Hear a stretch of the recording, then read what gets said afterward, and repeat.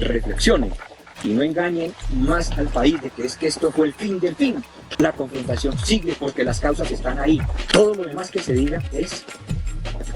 Recuerde que es más importante la seguridad del pueblo que un pedazo de selva. No puede un presidente ir con una bandera de paz cuando él en su país está haciendo todo lo contrario. Porque la base de 88 millones de dólares en San Andrés y Providencia no es una base para controlar contrabandistas. Ese cuento se lo comen los pendejos. En Colombia la falta de Estado ha prolongado diversos males como la pobreza, el narcotráfico y el conflicto armado.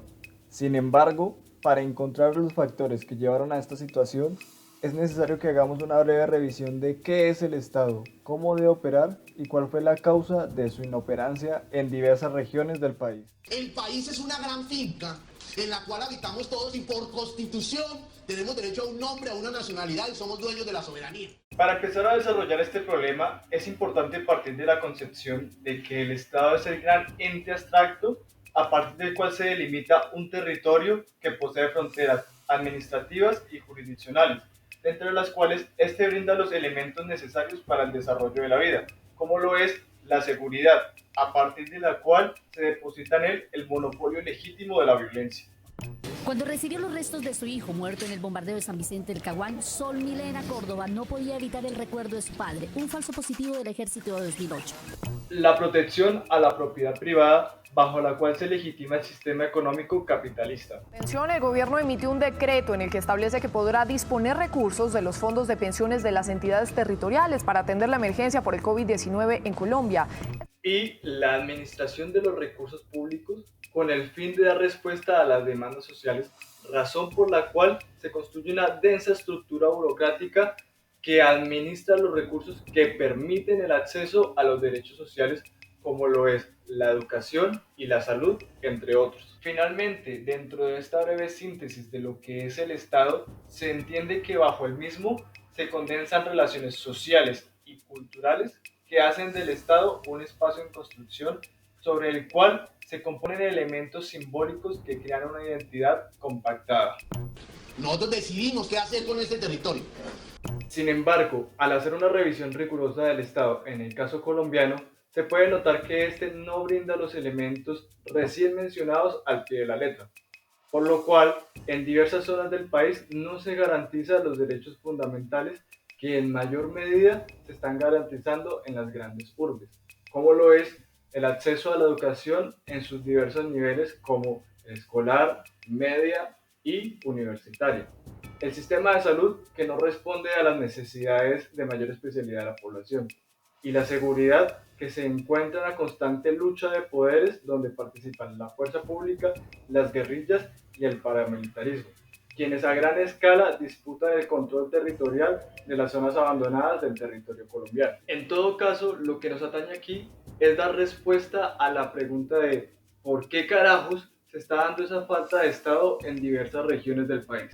Elegimos a un mayordomo y resulta que lo nombramos para que la carne, para que la vaca diera más carne, para que la gallina diera más huevos, para que el petróleo fuera rentable, y se roban la gallina, matan los huevos, matan la vaca. Además de las transformaciones político-administrativas que han sufrido las fronteras internas del país, en Colombia se han transformado y creado nuevas fronteras imaginarias delimitadas por las dinámicas del narcotráfico y de la violencia armada a cargo de grupos al margen de la ley y la fuerza pública. Son estas mismas fronteras imaginarias que hoy en día poseen el adjetivo de zonas rojas las que con gran similitud fueron lugares sin ocupación española en tiempos de colonia, pues el virreinato español se desarrolla administrativamente en las zonas de cordillera que poseen características similares al clima frío europeo y también en los principales puertos del país de donde salían todas las riquezas hacia el primer mundo. Luego de la independencia, estos territorios fueron delegados administrativamente a la Iglesia, pero además, estos mismos territorios periféricos se empiezan a construir dentro del proyecto de Estado-Nación colombiano como zonas salvajes que son incapaces de gobernarse a sí mismas, razón por la cual es necesario que sean administradas desde el centro, que en este caso es Bogotá, donde se encuentran todas las entidades del Estado que vigilan y deciden qué recursos se le otorgan a las regiones, pero además donde confluyen los proyectos de modernidad criolla que construyen la nación.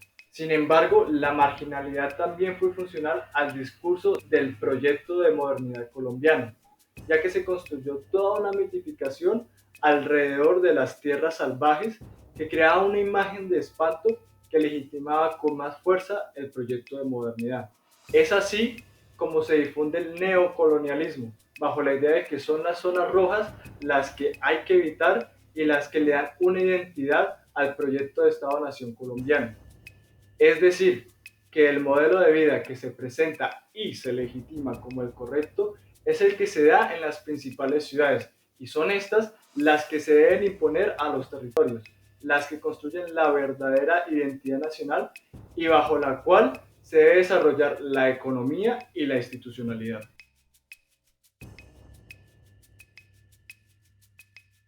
Damos por hecho que la búsqueda por modernizar estas periferias es causa del concepto erróneo de las tierras salvajes y su peligro. Pero debemos preguntarnos, ¿es verdaderamente la división territorial una complicación para generar una identidad nacional y un proyecto moderno de Estado? Este proyecto colombiano, para formar un Estado sólido y una identidad nacional, se ha visto sesgado por la idea utópica de la metrópolis. Y es que el evolucionismo social y el difusionismo nos ha hecho caer en la falacia de que esto ha ocurrido a nivel general dentro de todo el territorio. Es por ello que no debemos obviar un detalle mínimamente visible, pero tan poderoso a la hora de formar una nación como lo es la geografía de Colombia. Y es que el territorio colombiano está formado por diversas regiones, así que en el momento de crear una identidad nacional, se deben partir de estas identidades regionales. Es así como esta división geográfica crea lo que nosotros llamamos dos Colombias diferentes.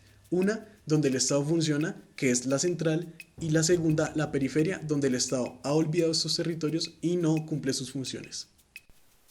Ahora, ya entendía esta división territorial, ¿cuál es el impedimento para que esta periferia no se una al proyecto de Estado?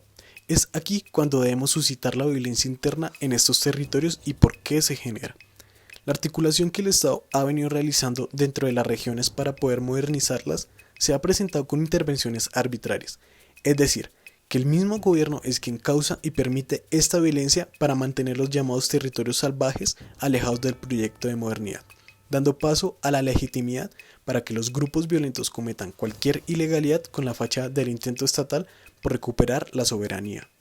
Las autoridades regionales se han encargado de mantener esta situación de violencia y desidia por medio de las llamadas políticas de integración y pacificación, permitiendo la corrupción, el narcotráfico, la explotación y los más viles actos para lucrarse simultáneamente de economías legales e ilegales, causando el llamado teatro de la guerra. Este teatro es mantenido por medio de estructurar estos espacios llenos de miedo y descontrol, para así legitimar cualquier acción emprendida por el Estado para imponer su orden. Es así como el gobierno colombiano, en busca de enriquecer su capitalismo salvaje, mantiene las poblaciones marginadas para usarlas como un recurso de explotación, dando a entender que el proyecto para crear un Estado sólido donde verdaderamente no existe es solamente una excusa para generar su propia riqueza. A lo largo y ancho del territorio colombiano hay varios ejemplos de provincias, incluso municipios enteros, en donde la presencia del Estado se reduce a las fuerzas militares o ya directamente es nula. Muchas veces estas provincias o municipios carecen de presencia estatal debido a que son de difícil acceso, ya sea que estén rodeadas de selva o de manglar o por muchos otros factores. Un ejemplo claro de lo que puede llegar a pasar cuando el Estado no hace presencia en un territorio y este es ocupado por grupos subversivos o bandas criminales es en la región del Darién. La región del Darién o el Tapón del Darién es una zona selvática que funge como frontera entre Colombia y Panamá. El Darién es conocida como una de las regiones más pobres de toda Colombia debido a la falta de presencia del Estado colombiano, lo que ha llevado a que allí se alojen todo tipo de grupos subversivos, como por ejemplo la guerrilla o incluso los paramilitares. Esto ha llevado a que a día de hoy tanto Colombia como Panamá pidan la intervención de fuerzas multinacionales, como por ejemplo los cascos azules. Otra región donde la falta de presencia de entes estatales produce violencia y pobreza es la Sierra Nevada de Santa Marta. Según un artículo de la revista Semana, a causa del abandono estatal, este territorio se ve envuelto en múltiples enfrentamientos entre diferentes grupos armados como las Autodefensas Conquistadoras de la Sierra Nevada o el ELN. De estas regiones, uno de los ejemplos más graves es el caso del Catatumbo. Siendo esta una subregión que limita con Venezuela, es una de las zonas más peligrosas de toda Colombia a causa de la falta de presencia estatal. Este abandono por parte del Estado colombiano ha llevado a que el Catatumbo se vea inmerso en problemáticas como el cultivo ilícito de hoja de coca, siendo este su principal problema y del cual se derivan todos los demás. el tráfico ilegal de gasolina y la constante disputa entre grupos armados y bandas criminales por este territorio. Según un informe de la Oficina de las Naciones Unidas contra la Droga y el Delito, el Catatumbo entre 2013 y 2014 contaba con la capacidad de producir alrededor de 42.100 toneladas métricas de coca, esto distribuido en 7.658 hectáreas productivas a lo largo de todo el Catatumbo. Además de estas, existen muchas otras regiones de Colombia que padecen de pobreza extrema y carecen de recursos estatales tales como hospitales, escuelas o presencia de las Fuerzas Armadas colombianas. Además de la estigmatización que han sufrido las zonas abandonadas por el Estado funcional, el statu quo, estas zonas son usadas para fomentar un discurso jovesiano, en el que se reclama tanto el poder y la fuerza para eliminar la amenaza, a lo que a su vez ha fomentado un discurso schmittiano de identidad bajo la concepción política amigo-enemigo.